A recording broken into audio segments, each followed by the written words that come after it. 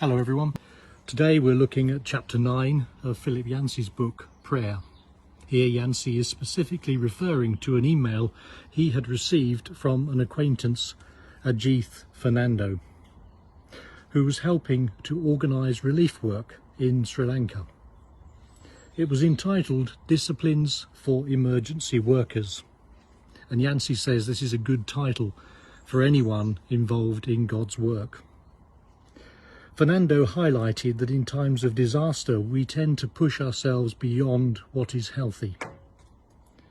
He gave practical advice to other relief workers. Get enough sleep, don't neglect your family, tend to your emotional needs. To help others, you have to be strong yourself. He also encouraged them to have a healthy prayer life.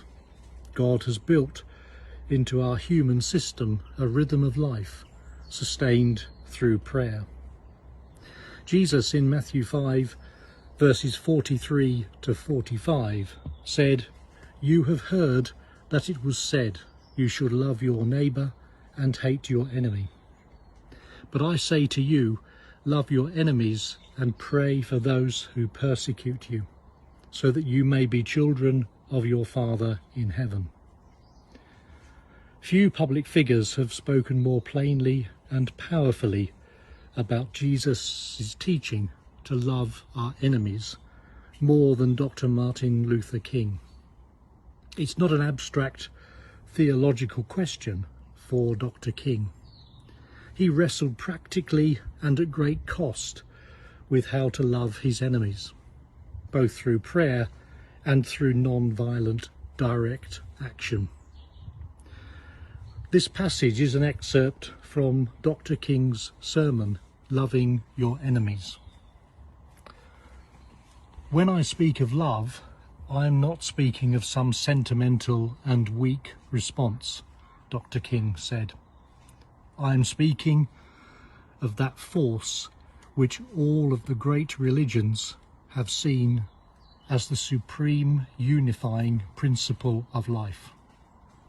Love is somehow the key that unlocks the door, which leads to ultimate reality.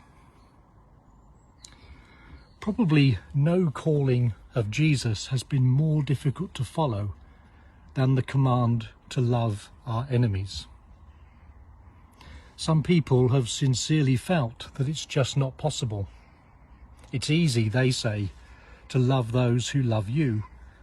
But how can one love those who openly and insidiously seek to defeat you? Yet this command of Jesus challenges us with a new urgency today.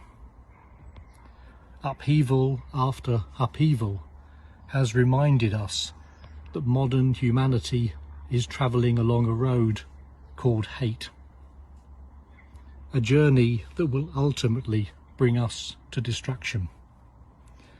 Far from being the pious request, the command to love one's enemy is an absolute necessity for our human survival. Love, even for enemies, is the key to building a better world. As Richard Rohr puts it, Jesus is not an impractical idealist. He is the practical realist.